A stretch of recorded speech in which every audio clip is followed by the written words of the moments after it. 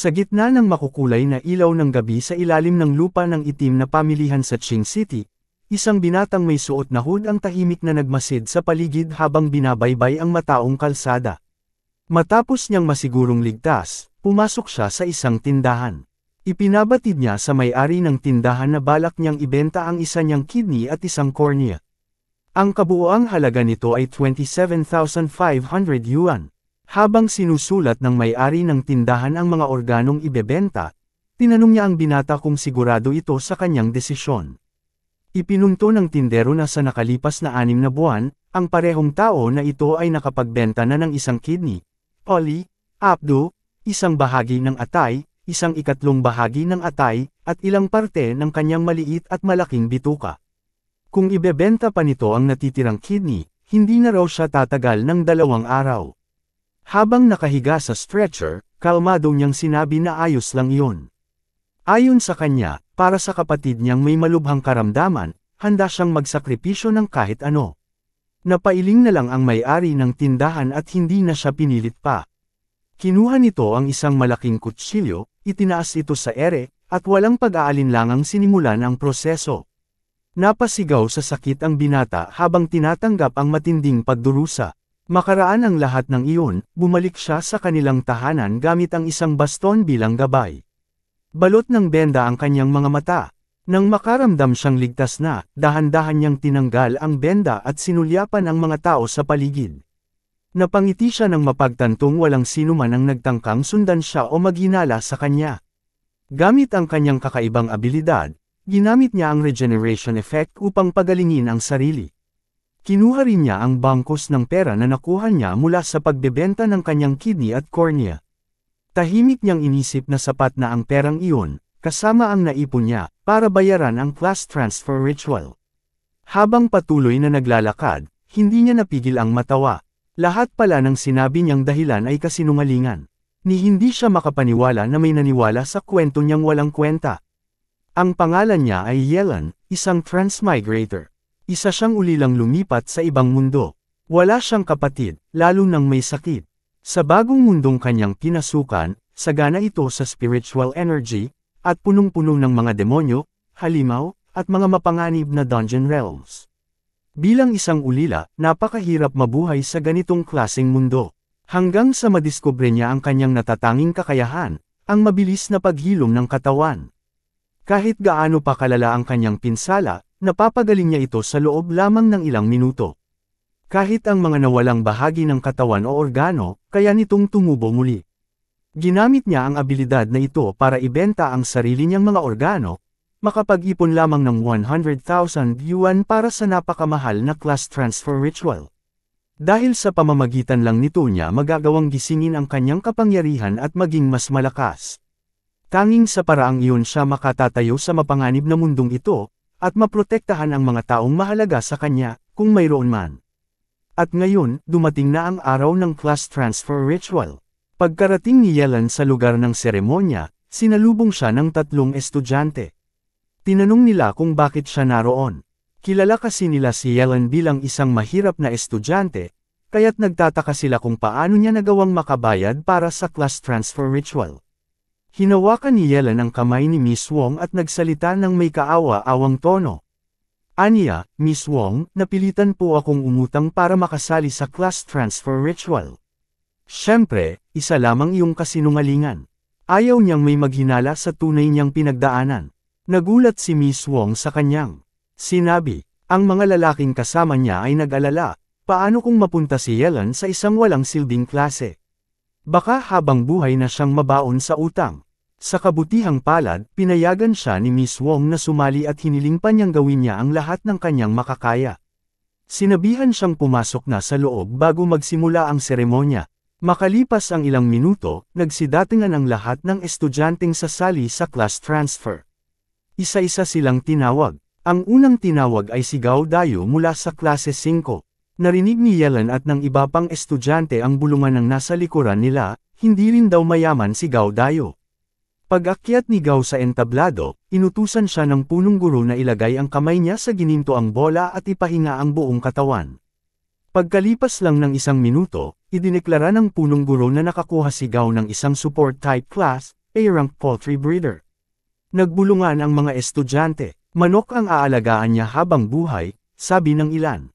Pero nanatiling kalmado ang punong guro at nagbigay ng paalala, huwag mawala ng pag-asa kung support type lang. Walang silbing klase, tao lang ang nagiging walang silbi. Pagkatapos ni Gao, isang magandang dalaga naman ang tinawag.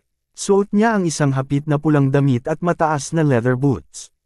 Si Jug Anini iyon, hinahangaan ng marami sa paaralan. Pag-akyat niya sa entablado, binati siya ng punong guro at pinabayaan siyang simulan ang ritual. Nagpasalamat si Jug Anini at agad na inilagay ang kamay sa golden ball. Isang phoenix ang biglang lumitaw. Gulat na gulat ang punong guro, lumabas na ang klase ni Jug Anini ay isang SSS rank fire mage. Natuwa ang punong guro at sinabing, ngayon, may dahilan na ang Archeng City Academy para itaas ang noo. Namangha rin ang iba pang estudyante, pati na si Yellen. Alam ni Yellen na ang isang SSS level fire mage ay kayang lumaban kahit sa buong hukbo. Matapos ang tagumpay ni Jug Anini, nilapitan siya ng punong guro at sinabing kakausapin siya mamaya tungkol sa kanyang espesyal na training plan, dahil napakahalaga ng kanyang klase para sa buong eskwelahan. Pagkababa ni Jug Anini mula sa entablado, tinawag na ang pangalan ni Yellen. Habang naglalakad patungo sa gitna, narinig niya ang mga bulungan ng mga estudyante sa paligid. Pinag-uusapan siya dahil sa pagkuha niya ng class change loan para lang makasali sa ritual. Bahagya siyang tumingin kay Jug Anini, at sa kanyang isip, tiniyak niya sa sarili na hinding-hindi siya magiging side character ng sinuman, kahit pa ng isang tulad ni Jug Anini. Maayos niyang inilahad ang mga kamay sa ibabaw ng golden ball. Matagal na niyang hinihintay ang sandaling ito. Iniisip kung mananatili ba siyang miserable sa buhay, o kaya'y hahamunin ang kanyang kapalaran. Kinakabahan ngunit sabik, inantay niya ang resulta ng kanyang class transfer. Sa isang nakakagulat na pangyayari, isang makapangyarihang Azure Dragon ang lumitaw sa gitna ng entablado. Nabigla si Yellen habang pinagmamasdan ito, lalo na nang balutin ng asol na liwanag ang kanyang katawan, na parabang isang banal na enerhiya ang yamakap sa kanya. Hindi makapaniwala ang mga estudyante, isang estudyanteng umutang lang para makasali, ang nakakuha ng napakalakas na klase. Napahanga rin si Jug Anini. Sa isip niya, baka isa na namang SSS rank ang nakuha ni Yellen. Masaya rin ang punong guro. Inisip niyang panibagong anomaly na naman ito, isang pambihirang pangyayari. Tinanong ni Yellen ang punong guro kung anong klase ang nakuha niya. Sa harap ng lahat, idineklara ng punong guro na si Yellen ay isang combat class SSS level Forbidden Curse Master. Ngayong araw, si Yellen din ay nakapagbigay ng karangalan sa Ching Ching Academy, at ipinagmamalaki siya ng paaralan. Gayunpaman, bago pa matapos ang pagsasalita ng punong guro, napagtanto niyang mabuti ang ibig sabihin ng klase ni Yellen. Napatigil siya sa gulat. Forbidden Curse Master. Halos hindi siya makapaniwala. Isa ito sa mga klase na bihirang-bihira, at itinuturing na malas. Napatawa na lang ang ilang estudyante nang marinig nila ang balita. Alam kasi ng lahat, wala pang sinumang Forbidden Curse Master ang nabuhay ng lampas 25 taong gulang. Kasi nga, ang klase na ito ay gumagamit ng sariling buhay bilang kapalit sa bawat abilidad. Ibig sabihin, mabilis ang pag-ubos ng buhay, kaya't maaga silang namamatay. Sa mata ng marami, ang klase ni Yellen ay itinuturing na basura. Ang mas masaklap pa, gumastos pa siya ng utang para lang makuha ang ganitong kapalaran. Tunay ngang nakakaawa, lumayo na lang si Jug Anini, sabay buntong hininga. Halatang nadismaya siya sa klase na nakuha ni Yellen. Pero si Yellen, nabihasa sa pagpapanggap, kunwaring nalungkot. Napaniwala niya ang lahat, maging ang matandang punong guro ay nahabag sa kanya. Tinapik siya nito sa likod at sinabihan ng, sayang, mabait ka pa naman. Pero ganyan talaga minsan ang kapalaran. Tinanong ni Yellen kung totoo bang lahat ng Curse Master ay namamatay bago pa mag-25. Sinagot siya ng punong guro ng may kaunting pangaral, huwag kang maging negatibo. Mas mabuting mamatay na nagniningning, kaysa mabuhay ng walang saysay. Nagpasalamat si Yellen, sabay sabing gusto niyang sumiklab na parang araw, at magdala rin ng karangalan sa paaralan. Sa huli, sinabi ng punong guro na bibigyan siya ng espesyal na training, kasama si Jug Anini. Pumayag si Yellen at ngumiti ng palihim. Sa isip niya, nakakatawa ang paniwalang mamamatay siya ng maaga, dahil lang sa klase niya. Oo, totoo ngang mapanganib ang kanyang profession, pero hindi kung mayroon kang cheat ability na kayang kontrahin ang mismong kamatayan. At para kay Yelan, ang sinasabing, maagang kamatayan, ng mga Curse Master, ay walang laban sa kanyang immortality. Pagkatapos ng class transfer, nagsiuwian na ang lahat ng estudyante. Plano sana ni Yelan na dumiretso na lang sa bahay, pagod na siya at gusto na lang makatulog ng mahimbing. Habang naglalakad pa uwi, may biglang tumawag sa kanya. Paglingon niya, si Jaganini pala. Lumapit ito at inalok siyang makipag-team up. Sa tingin daw niya, mas mabilis mamatay ang isang Curse Master kapag madalas makipaglaban. Nilinaw ni Jaganini na wala siyang masamang intensyon, gusto lang daw niyang tumulong bilang magkaklase sila. Pero magalang na tumanggi si Yelan. Hindi siya interesado, hindi na siya pinilit ni Jaganini. Tumalikod na ito at inismiran pa siya, sabay sabing, ang tigas ng ulo mo, gusto mo talagang mamatay. Hindi siya pinansin ni Yelan at nagpatuloy lang sa paglalakad. Ngunit sa kalagitnaan ng daan, hinarang siya ng isang grupo ng mga estudyante.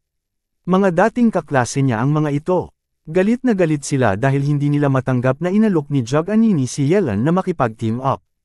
Sa isip ni Yelan, nakakaabala talaga ang mga babae. Dalawang salita lang ni Jaganini, problema na agad. Sinabi niya sa grupo na pauwi na siya, ngunit tinuwanan siya ng mga ito.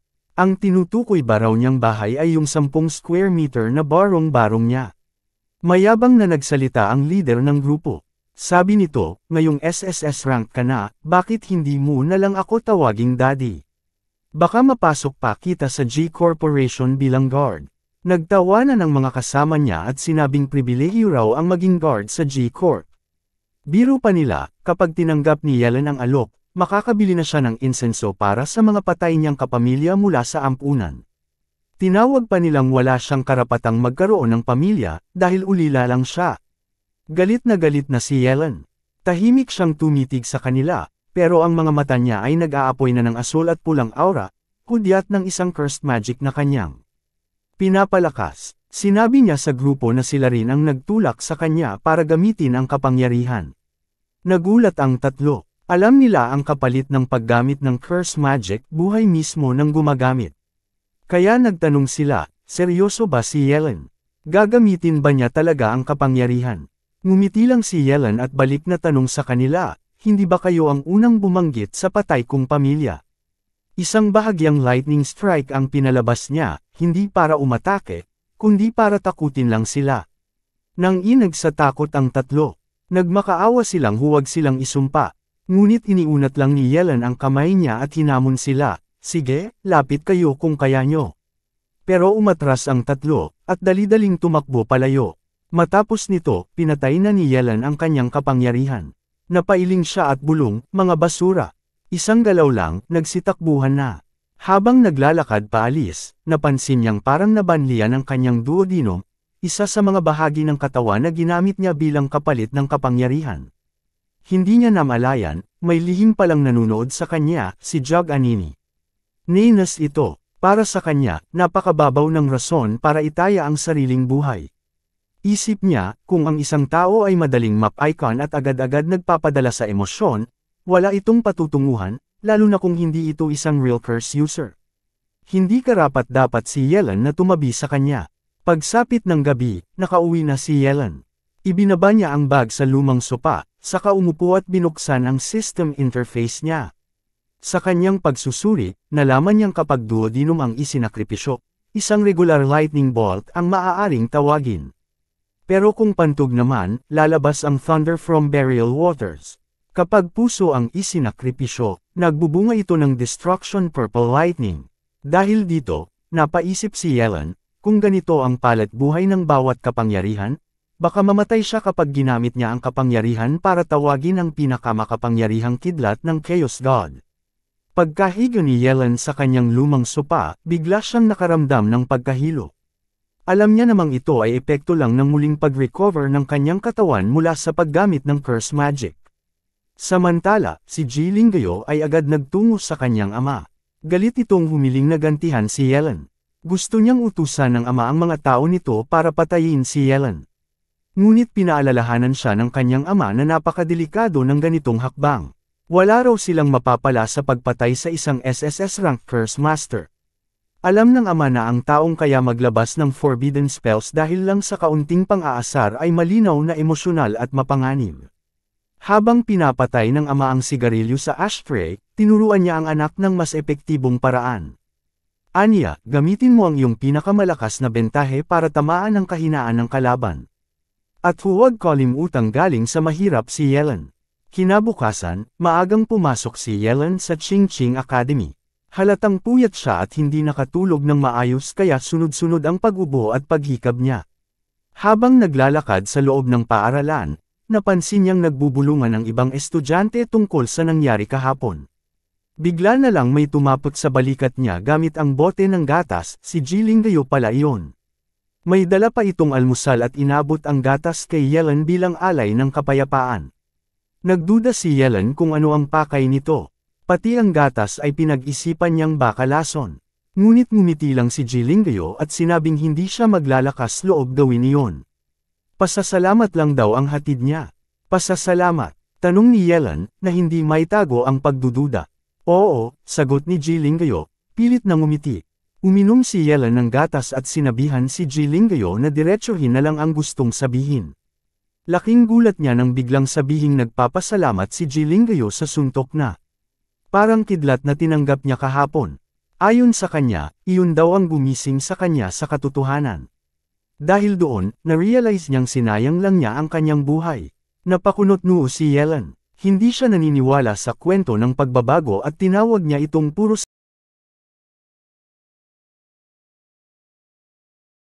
sari-sari lang. Pero mas nagulat pa siya nang biglang lumuhad si Jiling Gayo at nagsabing gusto niyang tawaging, Kuya Yellen.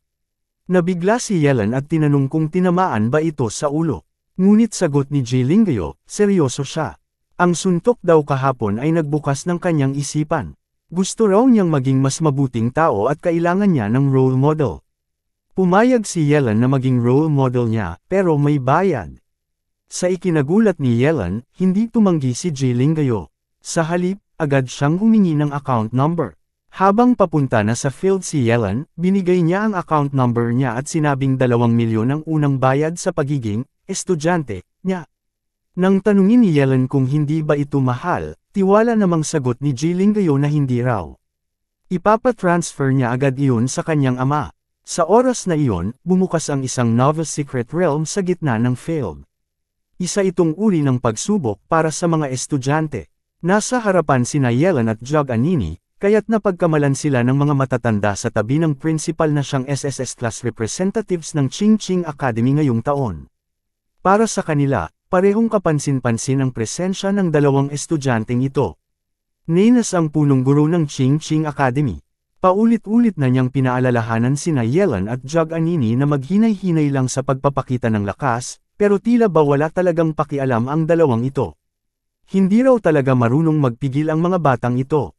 Pareho pa silang nabigyan ng SSS class profession, at para sa kanya, nakakainis lang isipin kung gaano kabongga ang naging resulta ng class transfer nila. Napakainis, di ba? Sabi niya habang tumatawa. Pagharap niya sa iba pang guro, pabiro niyang tanong, bakit ang tahimik niyo? Lahat ba kayo ipinanganak na pipi? Hindi sumagot ang tatlong matandang guro, sa halip ay naglakad palayo. Ayon sa narinig ni Yellen, naiinis din pala sila sa punong guro dahil sa pagiging mayabang nito, tila ba ipinagmamalaki masyado ang tagumpay ng kanyang paaralan at idinidiin ito sa iba. Pagkabukas ng Novice Secret Realm, nagdagsaan ang mga estudyante sa entrance na parang alon ng tao. Bago pa makapasok si Yellen, muli siyang kinausap ni Jog Anini at niyaya uli makipag-team. Gaya ng dati, tumanggi si Yellen, na ikinainis ni Jog Anini. Sa isip niya, sobrang mayabang ni Yellen, kung sabik itong mamatay, bahala na siya. Hindi na siya pipilitin. Hindi na siya pinansin ni Yellen at diretso siyang pumasok sa Secret Realm. Pagbaba niya, napansin ni Yellen na mag-isa lang siya. Wala siyang kasamang ibang estudyante, kaya inisip niyang random ang teleportation sa loob ng realm. Maya-maya, isang level 1 leopard cat ang lumitaw at umatungal. Pero imbes na matakot, na-excite si Yellen. Perfect daw ito para testingin ang kanyang forbidden spell. Gamit ang kanyang kapangyarihan, agad niyang napatay ang pusa ng walang kahirap-hirap. Binigyan siya ng 10 experience points, pero na-disappoint siya dahil napakaliit nito. Habang naglalakad palayo, nagbiro siya sa sarili, ni hindi sapat tong puntos para sa damage sa kidney ko. Kailangan kong pumatay ng 100 ganito para lang mag-level 2. Maya-maya, may ideyang pumasok sa isip niya. Hinayaan niya ang sarili na habulin ng mahigit 100 klase ng halimaw. Habang tumatakbo, hindi niya mapigil ang ngumiti. Alam niyang malaki-laking XP ang makukuha niya rito. Ang ilan sa mga halimaw ay may katawang kalahating tao. Paglingon niya, sinabi niyang gusto niyang subukan ang bagong natutunang Forbidden Curse. Ipinatawag niya ang Destructive Surge. Napakalakas ng kapangyarihan nito. Tumaas ng 2 beses ang kanyang lakas, bilis, at espiritu.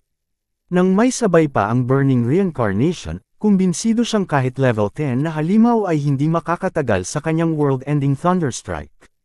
Agad siyang umatake, walang pag-aalinlangan.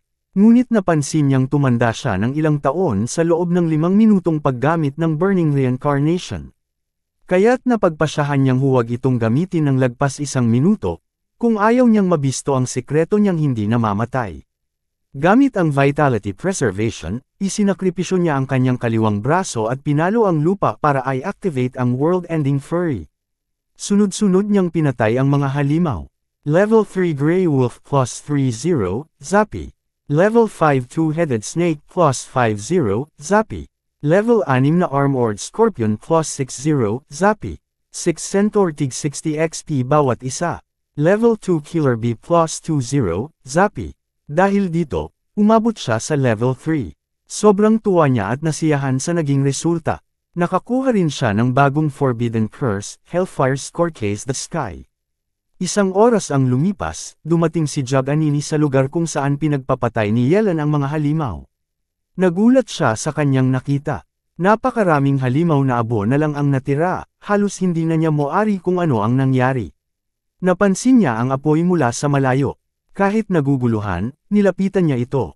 Alam niya kasing siya lang ang gumagamit ng fire element sa Ching Ching Academy. Pero ang apoy na iyon ay mas malakas pa sa apoy niya. Nakita niya ang ilang palatandaan na nagpapatunay, tawang may gawa ng kaguluhang ito. Mukhang pa ng mga nakatagong halimaw ang Ching Ching, sabi ni Jaganini sa sarili habang mariing tumitig sa malayo. Buong tapang niyang ipinangako na hinding-hindi siya titigil hanggat hindi niya natutukoy kung sino ang misteryosong taong iyon. Habang abala siya sa paghahanap, sa hindi kalayuan ay abala rin si Yelan sa pag-iiho ng karne para kumain. Karne iyon ng 3 matang demonyong baboy, at halatang nag-e-enjoy siya sa bawat kagat. Napansin niyang mas marami ang nakakain niya kaysa karaniwan, marahil dahil ubos ang lakas ng kanyang katawan matapos ang matitinding laban. Pagkatapos kumain, nagpasya siyang maglakad papunta sa mas malayong bahagi ng lugar upang mag-grind pa ng karanasan. Ngunit bago pa siya makalakad, biglang sumulpot si Jaganini at tinawag ang kanyang pangalan. Yelan, anong ginagawa mo rito? Tanong nito. Nena si Yelan sa muling pagkakasalubong sa kanya. Sa isip niya, istorbo si Jaganini, lalo't ayaw niyang may makaalam sa kanyang lihim. Ngunit pinilit niyang ngumiti at sinagot ito ng mahinahon. Wala lang, nag-iiho lang ako ng makakain. Muli siyang pinaalalahanan ni Jaganini na ang isang Forbidden Curse Masterclass ay hindi dapat nag-iisa sa pag-grind dahil napaka-peligroso nito. Umalis si Jaganini, sabay sabing uli na raw para magsisi si Yelan, at kahit sundan pa siya nito ay wala na rin daw siyang maitutulong. Akala talaga ni Jaganini ay nagsusumiksik sa kanya si Yelan kaya't tinanggihan niya itong makipag-team up. Sa isip ni Yelan, mukhang may kulang sa utak ang babaeng ito. Ngunit bago tuluyang makalayo si Jaganini, lumingon ito at nagtanong. May nakita ka bang ibang dumaan dito? May isang tao kasi, napakalakas niya, bihasa sa elemento ng apoy, at malamang ay nagmamay-ari ng Hellfire. Nakita mo ba siya? Oo, sagot ni Yelan na kalmado pa rin ang tono. Guwapo siya, dumaan doon. Itinuro niya ang ibang direksyon. Alam ni Yelan na hindi niya pwedeng hayaan si Jaganini na damaykit sa kanya, kaya't nagpasya siyang itigil muna ang paggamit ng Hellfire upang hindi siya mahalata. Habang naglalakad si Jaganini palayo, isinisi niya kay Yelan ang pag-aaksaya ng oras niya. Kung hindi raw siya nito pinatagal, matagal na sana niyang nahuli ang gumagamit ng Hellfire. Sa hindi inaasahang sandali, May napansin siyang anino sa itaas. Nang tumingala siya, nagulat siya, isang level 8 na Dragon Blood Behemoth ang nakatingin sa kanya mula sa ulap. Mabilis siyang umiwas nang tangkain siyang atakihin ng halimaw. Naguguluhan siya kung bakit may ganito kalakas na halimaw sa lugar na iyon. Lumingon siya sa likuran, iniisip na siguradong malayo na si Yelan. Sinubukan niyang atakihin ang halimaw gamit ang Fireball Storm, ngunit kulang ito sa lakas, hindi sapat para patumbahin ang halimaw. Lalong nagalit ang halimaw, at sumugod ito ng buong bilis, binangga siya at pinatalsik palayo. Lumaban siya gamit ang apoy, pero sumigaw ang halimaw at ibinalik sa kanya ang apoy. Tumama ang lahat ng apoy sa kanya, at hindi siya makapaniwala. Nang hamupa ang usok, nakita siyang nakalugmok sa lupa, punit ang suot at nanginginig sa sakit. Sa isip niya, inamin niyang masyado siyang naging mayabang. Akala niya'y kaya niyang talunin ang isang level 8 na halimaw, ngunit ngayong nasa bingit siya ng kamatayan, natakot siya. Ayaw niyang mamatay sa ganitong kaiyahiyang paraan. Buti na lang, may biglang sumalakay sa halimaw, gamit ang isang forbidden curse, Hellfire. Sa lakas ng spell, natupok hanggang sa maging abo ang halimaw. Labis ang pagkagulat ni Jaganini. Alam niya, ang taong ito ang matagal na niyang hinahanap. Nang lumingon siya upang tingnan ang kanyang tagapagligtas, agad siyang nagpasalamat at gustong malaman ang pangalan nito. Ang misteryosong nilalang na nakamaskara ay walang iba kundi si Yelan. Nakaupo siya sa sanga ng puno, suot ang itim na maskara, at halatang ayaw makilala. Tawagin mo na lang akong Ling Yi, sabi ni Yelan sa malamig na boses. Ling, para sa bukang liwayway. Yi, para sa gabi. Nagkunwaring inosente at maamo si Jaganini, sabay pisil sa sariling labi, at nagtanong sa mahiwagang si Ling Yi. Anong paaralan mo? Curious lang ako. Bagamat taos pusong nagpapasalamat si Jaganini sa kanyang tagapagligtas, may lihim din siyang hangarin. Gusto niyang malaman kung sino nga ba talaga ang nasa likod ng maskara. Upang hindi mahalata ang kanyang intensyon, nagkunwari siyang gusto lang niyang pasalamatan si Yelan ng maayos kapag nakalabas na sila ng dungeon. Pero tiningnan lang siya ni Yelan na para bang isa siyang tanga. Wala siyang pakialam sa pasasalamat nito. Hindi mo na kailangang magpasalamat, malamig na sagot ni Yelan. Maliit na bagay lang yun. Nang paalis na si Yelan, agad na nakiusap si Jaganini na hintayin siya. Pilit siyang tumayo, pero sinalubong siya ng babala ni Yelan. Huwag mo akong sundan. Mas malalakas na halimaw ang nasa unahan. Hindi yun lugar para sa tulad mong hindi pa sapat ang lakas. Dagdag pa niya, ayusin mo muna ang damit mo bago ang lahat. Napatigil si Jaganini. Doon niya lang napansin ang kakilakilabot na ayos ng kanyang suot, punit-punit, halos hindi napantikip. Namula siya sa hiya, agad humiga sa lupa at tinakpan ang sarili, parang gusto na lang niyang lamunin siya ng lupa. Pag-angat niya ng ulo, wala na si Ling Yi. Ling Yi, sigaw ni Jaganini habang sumisigaw sa hangin. Buong tapang niyang isinumpang balang araw ay hahabulin niya ito, at sa panahong iyon, makakatayo siya sa tabi nito ng taas noo. Samantala, si Yelan ay tahimik na tumatalon mula sanga sa sanga, mabilis at halos hindi naririnig. Nang makalayo na siya kay Jaganini, napaisip siya. Sigurado, hindi na yun didikit pa sa akin. Naramdaman niyang nasayang lang ang oras niya sa babaeng iyon, kaya't kailangan na niyang bumawi at magpa-level up agad. Binuksan niya ang status window, at laking gulat niya, nakakuha siya ng bagong forbidden curse. Undying, ngunit may kapalit, kailangan niyang isakripisyo ang 2.5 taon ng kanyang buhay upang mawasak ang isang fatal injury. Ano ba to? Bulalas niya, laging buhay ang kinakalaban ng klase ko. Ang totoo, isang short-lived class talaga ang pagiging forbidden spellcaster, laging may kapalit ang mga kakayahan. Pero kahit na ganoon, isang malaking bonus ang undying para kay Yelan. Dahil dito, maaari niyang mapigilan ang isang tiyak na kamatayan. Kahit tamaan siya sa puso o sa likod, hindi siya basta mamamatay. Kahit spells na nangangailangan ng pagputol ng ulo o pagwasak ng puso, maaari na niyang gamitin ng minsan, isang beses lang pero sapat para sa kanya. Sobrang up nito, nasambit niya. Ngayon, makakapagpa-level up siya ng walang alinlangan. Walang sino man ang makakapigil sa bilis niya. 3 araw ang lumipas, huling araw na ng pagsusulit sa Secret Realm. Sa pasukan ng Novice Secret Realm, nagtipon ang mga matatandang principal ng iba't ibang akademya. Ang principal ng Qingcheng Academy ay naglakad na mayabang, parang laging mas mataas kaysa sa iba. Pero tinapunan siya ng tanong ni Principal Su, isang lalaking may maikling buhok. Ano bang ipinagyayabang mo? Kahit pa may 2 SSS rank job changer ka, so what? Sumingit ang isa pa, sinabing minsan mas mahalaga pa rin ang level kaysa class rank. Tumango naman ang pulang buhok na principal, sabay sabing ang pinakamataas na level record sa Secret Realm ng Qingcheng ay level 11, at hindi pa rin iyon nababasag hanggang ngayon. Tumingin siya kay Principal Su, sabay sabi, kung tama ang tanda ko, taga Yuchai Academy ang estudyanteng iyon, hindi ba? Tama ka, sagot ni Principal Su. Tanong ko rin sa sarili ko, mababasag kaya ang record ngayong taon? Idinagdag ng principal ng Qingcheng Academy na makikita rin nila ang resulta. Buo ang paniniwala niyang ang kanyang estudyante ay makakagulat sa lahat. Sa gitna ng usapan, may isang hindi inaasahang dumating at bumati sa mga principal. Nagpaalam ito kung pwede ba siyang sumama sa kanila. Ang lalaking ito ay si Zhug Shenchen, ang ama ni Zhug Nini. Nagulat si Principal Su sa pagdating ng matagal na niyang hindi nakikitang si Zhug Shenchen. Sinabi niya, ang tagal na natin hindi nagkita. Ang principal naman ng Qingcheng Academy ay nagpakumbaba at sinabing isang karangalan ang presensya ni Shenchen, astrologo kasi ito ng kanilang akademya. Matapos ang mga batian, agad na tinanong ni Zhug Shenchen ang tungkol sa anak niyang si Nini, kung nakabigat ba ito ng ulo o nagdulot ng abala.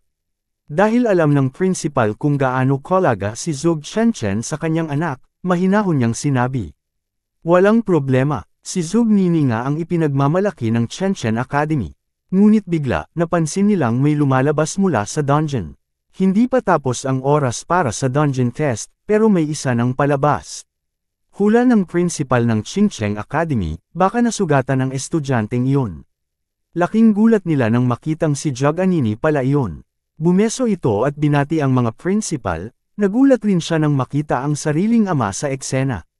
Agad siyang tinanong ni Zhug Shenchen kung bakit siya lumabas ng maaga, habang ang principal niya naman ay interesado sa kanyang level.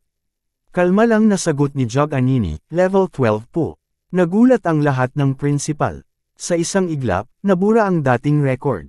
Tuwang-tuwa ang principal ng Qingcheng Academy. Sa wakas, may estudyanteng tunay na karapat-dapat sa pagiging fire mage. Lumapit si Zhug Shenchen sa kanyang anak at pinagsabihan ito ng banayad. Sobrang padalos-dalos ka, Anya. Kung nagtiis ka pa ng kaunti sa dungeon at nag-grind pa, sigurado akong aabot ka sa level 13. Ngumiti lang si Zhug Anini at sagot niya. Nakakainip na kasi, Papa. Ang tagal bago makahanap ng level 10 na monster, at napakababa pa ng experience reward nila. Pero ang totoo, may mas malalim siyang dahilan kung bakit siya lumabas. Agad, gusto niyang mahanap si Ling Yi. Kung siya ang unang lalabas, makikita niya lahat ng susunod.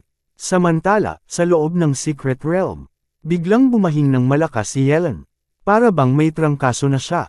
Ano to? Tanong niya sa sarili. Hindi naman malamig ang paligid, bakit parang biglang nagkaroon siya ng sipon? Naubos na ang mga monster sa level 10 area, kaya naisip niyang baka sobra siyang nag-grind. Kailangan na niyang palawakin ang sakop ng kanyang paghahanap. Itinaas niya ang kamay at sinubukan ang bagong forbidden curse na natutunan niya. Instantaneous range. Para mag-cast nito, kailangan niyang isakripisyo ang isang organ, at depende sa kahalagahan nito, pwede siyang makakuha ng dagdag na agility, na hanggang 10 beses ang bilis sa loob ng isang oras. Hindi siya nag-aksaya ng oras. Inactivate niya agad ang skill. Sinakripisyo ang kanyang kidney para sa 10x agility boost. Ang pakiramdam, sobrang saya. Kahit ang isang level 50 na assassin ay hindi makakabot sa bilis niya. Parang kidlat, nagdash siya ng ubod bilis, nag-iwan ng sonic boom at winasak ang lahat ng madaanan. Bago pa maramdaman ng isang three-headed storm mantis monster ang presensya niya, huli na. Sinakripisyo niya ang kanyang pantog, at nagcast ng Ashen Fierce Thunder, isang kidlat na nagpaabo sa halimaw. Balik sa pasukan ng Novice Secret Realm. Isa-isa nang lumalabas ang mga estudyante, iba ay masaya, iba ay takot na takot.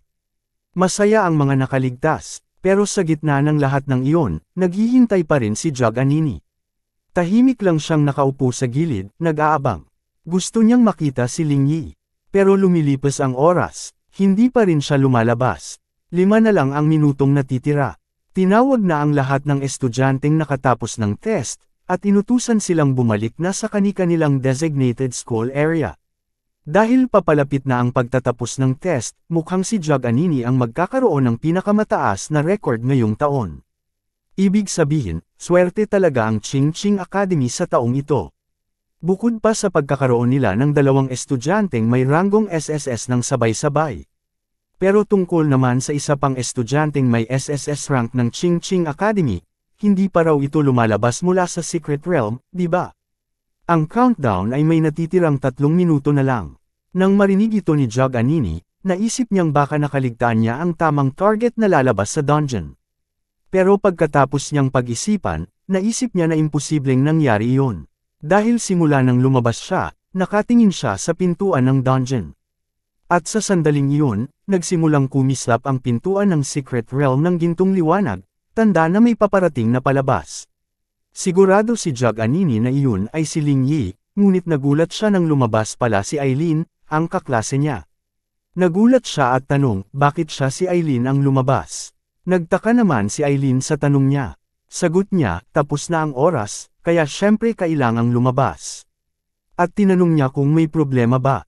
Napawi ang gulat ni Jug Anini, at nagsimulang umalis.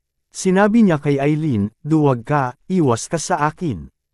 Nagmura si Eileen sa inis, habang nakikipagngitngit. Ano ba tong babaeng to? Psycho ba to? Dumating ang principal niya sa kanya at tinanong kung anong level siya. Wala siyang masyadong inaasahan, curious lang siya sa level ng pangalawa nilang estudyanteng may SSS rank. Kalma niyang sinabi, level 16 ako. Nagulat ang mga tao sa paligid. Alam kasi nila na para umakyat mula level 1 hanggang 16, kailangan ng 120,000 experience points. At ang pinakamataas na level ng mga monster sa Novel Secret Realm ay level 10. Ang pagpatay ng level 10 na mga halimaw ay nagbibigay ng 100 zapi bawat isa.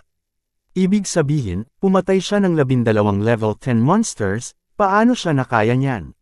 Biglang pinuri ng principal si Eileen ng sobra, sinabing siya ang karangalan ng Ching Ching Academy. Labis na humanga ang mga naruroon sa talento ng binata.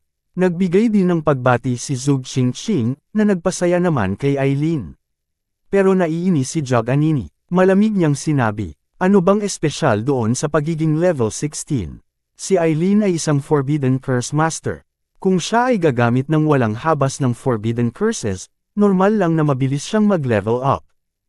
Nang marinig ito ng ibang mga principal, naisip nilang makatwiran naman ang paliwanag ni Jug Anini. At ang karamihan ng mga tao ay naniniwala rin, na baka totoong baliw si Eileen sa tindi ng ginawa niya. Nang marinig ng mga tao na ang propesyon ni Ilan ay ang walang tigil na paggamit ng Forbidden Curses sa Beginner Secret Realm para mag-level up, sinabi nilang karamihan ng mga Curse Masters ay hindi umaabot ng edad 25. At dahil sa bilis ng pag-level up ni Ilan, malamang ay hindi siya aabot ng 20. Sabi nila, nakakalungkot na ipinagpapalit niya ang buhay para sa isang walang kwentang kasikatan.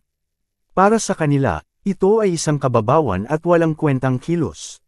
May ilan pa nga na naniniwala na ginagawa lang ni Ilan ang mabilis na pag-level up para pasilipan at ipagmalaki sa iba, pero sa huli, babayaran niya ito ng kanyang buhay. Kaya, pinayagang makuha muna ni Ilan ang kanyang pansamantalang kaluwalhatian. Lumapit ang principal na mahaba ang buhok kay Ilan at seryosong tinanong siya. Estudyante Ilan, bakit mo ito ginagawa? Sabihin mo ng tapat, pinapagawa ba ito sa'yo ni Principal Gao? Parang naloloko ka. Nainis si Principal Gao sa sinabi ng kanyang matagal ng kakilala. Anong kalokohan yan? Ako ay isang taong may integridad, hindi ako maglalaro sa buhay ng mga estudyante ko. Sa wakas, nagsalita si Ilan matapos magkunwaring dukha. Walang pumilit sa akin. Voluntaryo ko ito. Lumaki ako sa isang mahirap na pamilya at palaging tinitingnan ng iba na parang walang kwenta. Ngayon na may pagkakataon akong ipakita ang galing ko, hindi na ako magtitiis. Kahit mamatay ako sa pinakamagandang panahon ng buhay ko, wala akong pakialam. Gusto kong malaman ng lahat na kaya ko. Pagkatapos ng kanyang emosyonal na pahayag, palakpakan si Giannini at sinabi niyang, "Tama yan, may malaking pangarap ang batang ito. Siya ang may pinakamataas na level sa Beginner's Secret Realm Test. Hindi ito maitatanggi, siya ang number 1. Nagpakilala si Zhou Chenchen kay Ilan bilang ama ni Giannini. Sinabi niyang kung kailangan ni Ilan ng tulong sa hinaharap, maaaring kontakan siya. Nena si Giannini nang marinig ito at tinanong ang kanyang ama kung bakit niya iniisip na si Ilan ang number 1. Kapag lumabas na si Ling Yi, siguradong mas mataas ang level niya kaysa kay Ilan. O talaga, sagot ng ama niya na may kalmadong tono. Sino ba tong talento na si Ling Yi? Nagsimulang magtanong ang mga principal kung meron silang estudyante na may ganitong pangalan, pero wala silang narinig tungkol dito. Ngunit nanindigan si Giannini na si Ling Yi ay tunay na ipinagmamalaki ng langit, at kapag lumabas siya sa dungeon, lahat ay mapapatunayan. Samantala, sa loob ng sarili niya, ininsulto muli ni Ilan si Giannini bilang isang stupid bitch dahil hindi siya mapakali. Pagod na sa palabas na ito, nagpaalam si Ilan kay Principal Gao at kay Zhou Chenchen, tapos umalis siya para makapagpahinga. Hindi nagtagal, natapos ang test sa Novice Secret Realm. Nalito si Giannini sa resulta, iniisip kung nasaan na si Ling Yi. Baka habang nakikipag-usap ako kay Ilan, tahimik na umalis si Ling Yi. Inis na inis, sinisi niya si Ilan sa pag-alis ni Ling Yi. Nang ipatong ng kanyang ama ang kamay sa kanyang balikat, tinanong niya kung naniniwala siya kay Ling Yi, na isang henyo at nakaligtas pa sa buhay ni Giannini. Napagtanto ni Zhou Chenchen na lumabas ng maaga ang kanyang anak para lang hanapin si Ling Yi, kaya tinanong niya si Giannini kung posibleng si Ilan ang misteryosong Ling Yi. Matindi ang pagtanggi ni Giannini. Ano ba iniisip ng ama ko? Paano niya maihahambing si Ilan kay Ling Yi? Nakakita si Ilan ng Dragon Blood Behemoth sa dungeon at takot na takot siyang tumakbo. Si Ling Yi naman ay eksperto sa apoy. Paano malalaman ni Ilan ang mga bagay na yan? Samantala, sa apartment ni Ilan, bigla siyang bumahin ng malakas, na parang may sipon na siya. Napatingin siya sa paligid, nagtaka kung may nang aalipusta sa kanya. Siguro daw yun ang pabangong babae na si Giannini. Biglang may kumatok sa pinto. Inusisa ni Ilan kung sino iyon. Nang buksan niya, nakaharap niya ang isang matabang lalaki. Nagpakilala ang lalaki bilang si Mr. Wong, manager ng Qingcheng Brain King Oral Liquid Limited Company. Sinabi niya na matagal na niyang hinahanap si Ilan at ngayon lang siya natagpuan. Pumasok si Ilan sa apartment at tinanong kung ano ang kailangan niya. Sinabi ni Mr. Wong na may magandang balita siya kay Ilan, narinig niyang nagbago siya ng propesyon at nabasag niya ang pinakamataas na level record sa Qingcheng's Beginner's Secret Realm.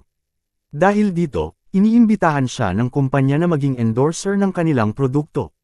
Siyempre, malaking halaga ang babayaran. Tinanong ni Ilan kung magkano iyon, at itinuro ni Mr. Wong ang 3 daliri, ibig sabihin ay 3 milyon. Iniabot ni Mr. Wong kay Ilan ang maliit na bote at sinabing subukan niya ito. Ito raw ang bagong produkto ng kumpanya, Brain King Oral Liquid. Hindi lang nito pinapalakas ang utak at katalinuhan, kundi pinapabilis din ang pag-regenerate ng mga cells. Isang bote lang daw ang kailangan para maramdaman ng isang tao na parang mas bata ng ilang taon. Bukod pa rito, may 10th times refund guarantee ang kumpanya kung hindi epektibo ang gamot. Buksan ni Ilan ang takip ng bote, alam niyang ang 3 milyon ay katumbas ng ilang pyesa ng kanyang kidney. Talagang sulit ang kasikatan, naisip niya. Ininom niya ang laman ng bote na medyo matamis ang lasa. Biglang nahilo siya at agad na nawalan ng malay. Habang nakahiga siya sa sofa, tumawag si Mr. Wong sa telepono at sinabi na uminom na si Ilan. Handa na raw siya ng mga backup plan, pero hindi na pala kailangan dahil napakadaling lokohin ni Ilan. Inutusan si Mr. Wong na dalhin si Ilan ilang sandali matapos iyon. Sa kalaliman ng gabi, sa isang lugar na hindi tinukoy, sa loob ng isang abandonadong warehouse, matagumpay na nadala ni Mr. Wong si Ilan sa kanyang amo. Hindi niya maintindihan kung bakit kailangan pang gawin ng amo niya ang ganitong kalaking hakbang para sa isang simpleng estudyante. Ngunit alam niyang wala siyang karapatang magtanong. Ang amo niya ay ang nagmamay-ari ng tindahan sa black market kung saan dati ibinenta ni Ilan ang mga bahagi ng kanyang katawan. Iniutos ng amo kay Mr. Wong na umalis at huwag papasukin ng sinuman sa loob ng warehouse. Kung may lalabag sa utos na ito, papatayin daw sila. Sumagot si Mr. Wong na naiintindihan niya at agad na umalis. Habang nakasubsob sa tabi ni Ilan ang ganid na amo, inalala niya kung paano ibinenta ni Ilan ang kanyang atay, coronary arteries, gallbladder, corneas, kidneys, spleen, large intestine, small intestine, at nakakagulat, lahat daw ay muling lumaki at bumalik sa dating ayos. Napahanga siya, sinabi niya. Hindi ka panipaniwala. Sa tulong ni Ilan, makakamit ko ang lihim ng organ regeneration. Habang nilulunod niya ang sarili sa kanyang ilusyon, may nagsabi na makakamit niya ang lubos na kapangyarihan at kayamanan. Kahit ang pinakamakapangyarihang tao ay gag-alang sa kanya. Pumayag ang amo, si Ji Eugene, at sinabi, tama, ngunit nang sinabi niya ito, biglang napansin niya si Ilan na nakaupo ng komportable sa isang upuan, nakatawid ang mga braso at paa. Nagulat si Ji Eugene, iniisip kung paano gumising ng maaga si Ilan. Dati niyang ginagamit na sleeping drug ay kayang patulugin kahit elepante ng 6 na oras, pero hindi ito gumana kay Ilan. Hindi siya nag-alala sa sleeping potion, mas interesado siya kung paano siya natuntun ni Ji Eugene. Nawala ang kanyang pagkagulat, itinutok niya ang kanyang blade kay Ilan at sinabi, dahil gising na ang aking cash cow, hindi na ako magiging magalang. Sumuko ka na, at sisiguraduhin kung hindi ka mawawala ng kahit anong parte ng katawan. Si Ji Eugene ay level 20 Phantom Blade, at napansin ni Ilan na nagpalit na rin siya ng propesyon na mas mataas ang level kaysa sa kanya. Walang ibang pagpipilian si Ilan kundi seryosohin ito. Alam niyang kung gagamitin niya ang apoy, masusunog ang buong lugar, kaya mas mabuting huwag magdulot ng ingay. Ginamit ni Ilan ang kanyang Eternal Freezing Gaze, isang forbidden curse na isinusuko ang kanyang mga mata para ipagyelo ang lahat ng makikita niya, bago tuluyang mabulag. Napapetrify si Ji Eugene nang makita niyang nagyelo ang kalahati ng katawan niya. Pinanatili ni Ilan ang spell habang lumalawak ang yelo sa paligid ni Ji Eugene. Naguluhan si Ji Eugene, sinubukan niyang durugan ang yelo gamit ang kanyang blade pero hindi niya mabasag. Lumingon siya nang mapuno ng yelo ang buong katawan niya maliban sa ulo. Patuloy siyang bumubulong na imposible ito.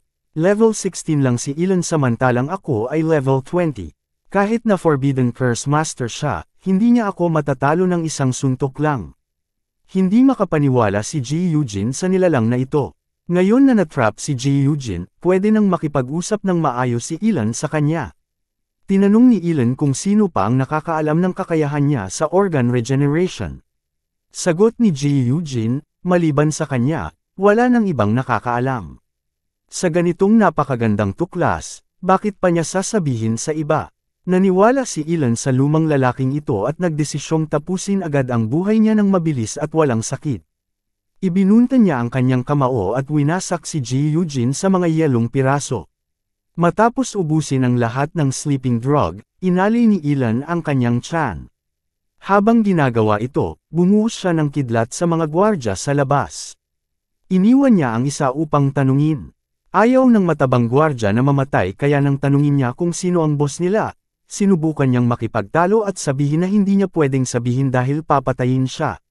Pero nang makita niya si Ilan na napapalibutan ng kidlat, agad siyang nagsalita. Ang boss namin ay si Kensan, hari ng Qingcheng Underground Market.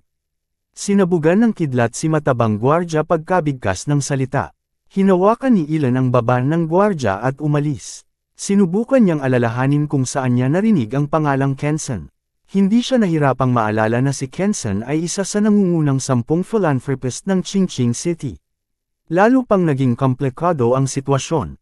Samantala, sa isang lugar sa ilalim ng lupa ng Qingqing, isang kalalakihang may edad na may makapal na sigarilyo ang nakaupo sa isang leather sofa. Ito ang lalaking si Kensan. Nang makuha niya ang balita mula sa isa sa mga tauhan niya, napangatwiran siya.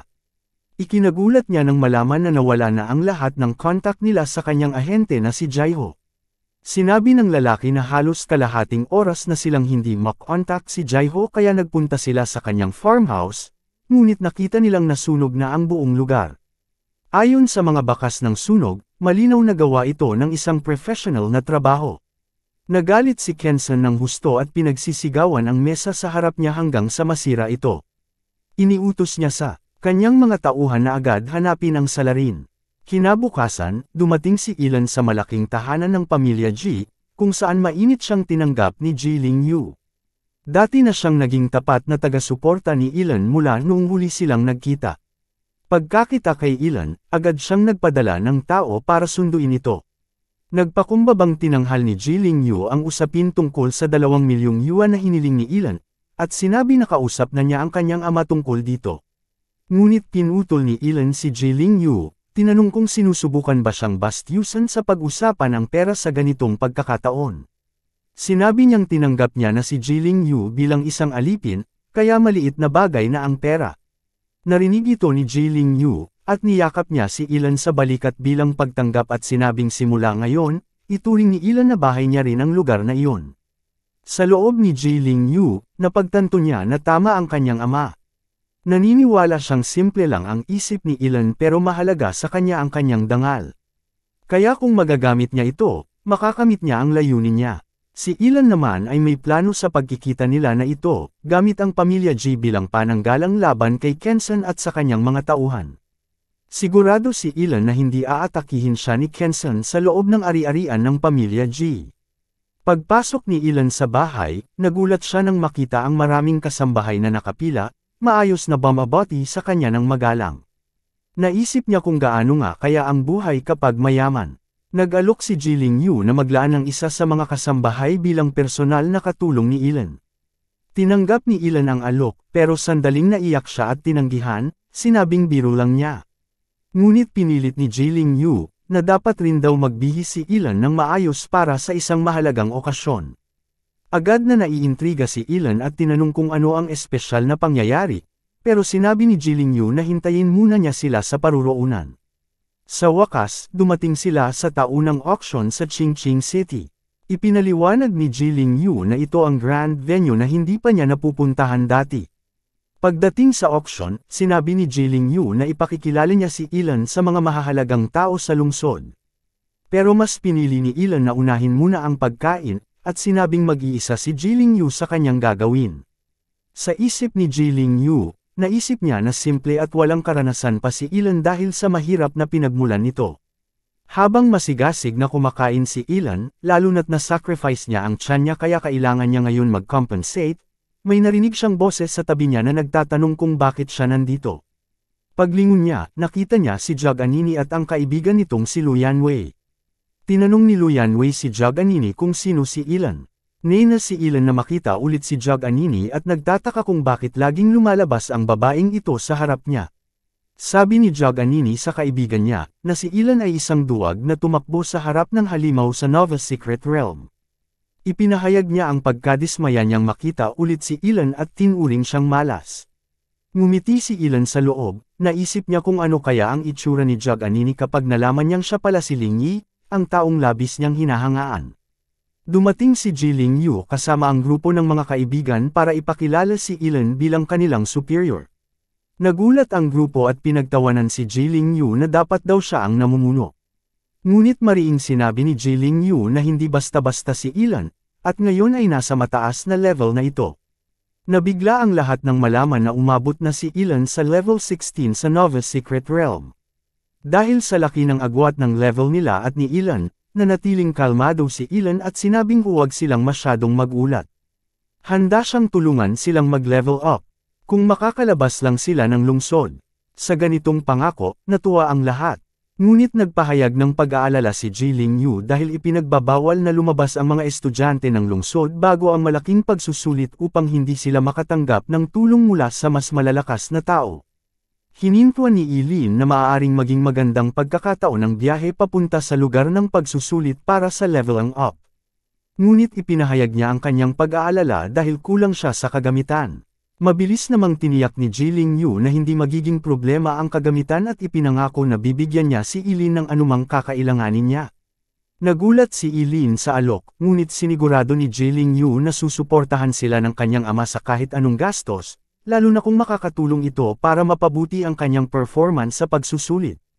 Nagsimula ang auction nang lumabas ang magandang host na babae na nagpakilala bilang si Chin Chin mula sa auction house. Binati niya ang mga dumalo at hiniling ang kanilang tagumpay sa pagkuha ng kanilang mga nais, kaya't nagpalakpakan ang mga tao. Agad naman ipinakita ni Chin Chin ang unang paninda, isang epic na fire-type skill scroll para sa mga mage. Sinimulan ng bidding sa halagang 500,000 yuan. Mabilis ang pagtaas ng mga presyo hanggang umabot ito ng 3 milyong yuan. Ang taong nagbigay ng napakalaking alok ay walang iba kundi si Zhou Chen, ama ni Zhou Nini. Tahimik na pinanood ni Ilin ang eksena, nakangiti. Napagtanto niya na maluwag si Zhou Chenzin sa paggastos para sa skill ng anak niyang babae, pero sa loob niya ay kontento siya sa sarili. Bilang isang master ng Forbidden Curses, hindi niya kailangan ng mga scroll na iyon dahil makapangyarihan na ang kanyang mga sumpa. Lumapit si Ilin kay Jiling Yu at pabulong na sinabi, ang propesyon mo ay A-rank Shadow Blade, di ba? Kung may lumabas na bagay sa klase mo, huwag mag-atubiling magbid ka agad. Maaaring ito ang makatulong sa buhay mo balang araw. Ngumiti ang auctioneer ng malinaw ang kanyang boses at sinabi, susunod na paninda, isang bihirang item, ang Royal Dragon Wish Ring. Nagbibigay ito ng 30% dagdag sa spirit at may passive skill na Dragon's Aura. Sinimula ng bidding sa 2 milyong yuan, at ang minimum na dagdag ay 100,000. Sumabog ang ingay mula sa mga tao. Ang unang bid ay 2.5 milyon, saka 3 milyon, at agad-agad ay dumagsa ang mga alok na umabot na sa 3.1 milyon. Nagniningning ang mga mata ni Ilin sa tuwa. Ang 30% dagdag sa spirit, malaki ang epekto nito sa kahit sinong awakened fighter. Talagang makakapagbago ito ng laro, naisip niya. Hinimok niya si Jiling Yu na magbid para sa singsing. Nilapitan ni Jiling Yu ang kanyang ama at sinabi na gusto niya ang singsing. Hindi nag-atubiling sabihin ng ama niya ang 8 milyong yuan. Naniniwala ang ama na sulit ang paggastos ng 8 milyon para matulungan ang anak na pumasa ng mahusay sa national exam at makapasok sa isang prestihiyosong universidad. Tungkol kay Ilin, iniisip ng ama na isa siyang forbidden caster na malamang ay hindi tatagal sa buhay. Ilang taon pa lang ang lilipas, malamang patay na si Ilin. Kaya ang lahat ng gastusin sa pagbili ng kagamitan para sa kanya ay babalik din sa G family sa huli. Tumindig ang auctioneer at tinanong kung may nais pang magbid ng mas mataas kaysa sa 8 milyon. Sa mga sandaling iyon, mukhang walang sino man ang nagpakita ng interes na magtaas pa ng halaga. Biglang may nag-anunsyo ng bid na 10 milyon mula sa likuran. Biglang nanahimik ang buong silid nang lumabas si Kenshin, ang matangkad at nakakatakot na lalaki. Tinawag niya si President G at inusisa kung kumusta siya. Hindi nakapagtataka na kilala ng husto ng dalawa ang isa't isa. Nang mapansin ang hari ng underground market, nagkalat ang mga ungol at hiyawan sa buong lugar. Lahat ay nagtataka kung bakit siya nandito dahil hindi ito ang karaniwang mga tao na kasama niya. Sa kabilang banda, instinctively umatras si Ilin papasok sa madla. Kahit nakasalubong niya si Kenshin, ayaw niyang mapansin o madiskubre. Curious si President G kung ano ang nagawa ng kanyang G group para galitin si Kenshin. Napailing si Kenshin at may madilim na pagtawa habang pinipikit ang mga mata. Itinuro niya si President G at sinabi na pinapatay nito ang mga tauhan niya, pero gusto pa nitong maging magalang. Nanatiling kalmado si President G at sinagot na hindi niya alam kung ano ang pinagsasabi ni Kenshin, pero kung gusto nito ng away, hindi madali silang supilan ng G group. Nagbid siya ng 12 milyon. Ngumiti si Kenshin na may bahid ng panlilinlang. Klaro ang mensahe na, tingnan natin kung sino ang magtatagal hanggang dulo. Habang palabas siya, bumulong siya sa kanyang assistant, tinanong kung nakumpirma na ba ang kotse mula sa warehouse. Tumango ang assistant at sinabi na walang duda, galing talaga ito sa G group at sinundan nila ito hanggang sa villa ng G family. Sa gabing iyon, nagbago ang ekspresyon ni Kenshin at malamig niyang sinabi na huwag sisihin si President G sa mga gagawin niya. Ilang sandali pagkatapos, naibenta ang Royal Dragon Wish Ring sa halagang 12 milyon. Inalok ni President G si Ilan ng singsing at tinanong kung gusto niya ito. Sumagot si Ilan na gusto niya at nagpasalamat. Lumapit si Jiling Yu sa kanyang ama at tinanong kung sino si Kenshin. Ipinaliwanag ng kanyang ama na si Kensan ay hari ng underworld na matagal nang sinusubukang maging lihai-timo. Ngunit ngayon, biglang nakatuon ang atensyon niya sa imperyo ng kanilang pamilya. Sinabi ni Elon kay President G na kahit malakas ang G Group at madalas makaakit ng mga hindi gustong pansinin, hindi masama na maging maingat at alerto. Sumang-ayon si President G sa sinabi niya. Ipinaliwanag niya na ang Emperor Dragon Ruaring ay nagpapataas ng espiritual na katangian ng 30%, at ang gumagamit nito ay pinagpala ng Dragon Energy kaya tumataas din ang swerte ng 10. Isinuot ni Elon ang singsing sa kanyang daliri at agad na dumaloy sa kanya ang enerhiya. Tumaas ng 30% ang kanyang spirit stats at ang kanyang swerte ay tumaas din ng 10. Masigla niyang tiniyak kay President G na huwag mag-alala. Kahit kailangang pilitin ng kanyang anak, gagawin niyang makapasok si Jiling Yu sa isang prestihiyosong akademya. Nakangiti si President G at sinabi na pamilya na silang lahat kaya hindi na kailangan ng formalidad. Si Elon at ang kanyang anak ay parang magkapatid na. Anumang kagamitan ang gusto ni Elon, sabihin lang niya. Habang tumatagal ang gabi, patuloy na nagbid si President G nang walang tigil. Lubos na napagod si Jiling Yu nang matapos ang auction at mukhang winasak ng kanyang ama ang buong event. Anumang bagay na nakakuha ng atensyon ni Elon, agad nilang nilalapitan at pinipilit makuha. Nakuha nila ang mga mamahaling kagamitan tulad ng Asher Thunder Ring, na nagpapataas ng spirit ng 15% at nagpapalakas ng lahat ng lightning-based skills ng 20%. Nakuha rin nila ang Molten Moon Necklace na may dagdag na 200 spirit para sa mental-based casters. Ang Twin Inyang Bracelet naman ay nagbibigay ng 40 spiritual attributes at kapag suot, na-activate nito ang Cycle of Duality at isang passive healing factor na mabilis magpagaling ng sugat sa pagdaan ng panahon. Nagniningning ang mga mata ni Elon dahil alam niyang kahit may nakakakita sa kanya na nagre-regenerate, hindi siya matatapatan. Ngayon ay may matibay na dahilan si Elon. Kinuha niya ang pinakamahalagang premyo ng gabi, ang Falling Star Warblade. May dagdag ito na 300 points sa lakas, at kapag ilalim ng liwanag ng mga bituin, lalo pang tumataas ang kapangyarihan nito ng dagdag. Na 100 bawat oras, halos nanginginig si Elon sa tuwa dahil sa sandatang ito, sa wakas ay maipapakita na niya ang forbidden technique na na-unlock niya noong level 10. Mayroon din itong lifespan blade arts, sa bawat hagod ng espada, 1 taon ng buhay ni Elon ang isinasakripisyo. Pero bawat hampas ay doble ang lakas kaysa sa huli, na umaabot hanggang 79 na sunod-sunod na pinatibay na atake. Sa sandatang ito, tiwala si Elon na mapapabagsak niya ang mga kalaban sa paparating na major exams. Samantala, sa kabilang dako ng bayan, nakahiga si Jug Anini sa kanyang pribadong paliguan, nainis dahil hindi pa rin niya maintindihan kung bakit gustong-gusto ng pamilya G si Elon, ang tinatawag nilang duwag. Sobra ang perang ginagastos nila para sa kanya.